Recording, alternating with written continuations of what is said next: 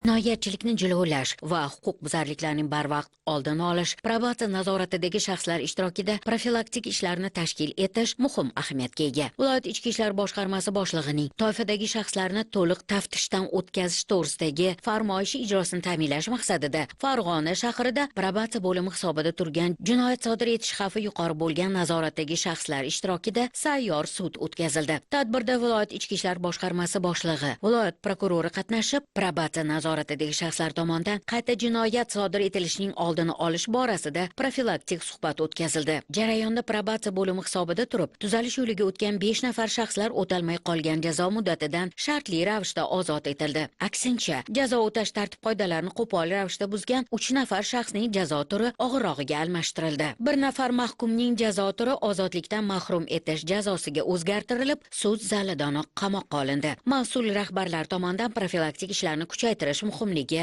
aytib o'tildi.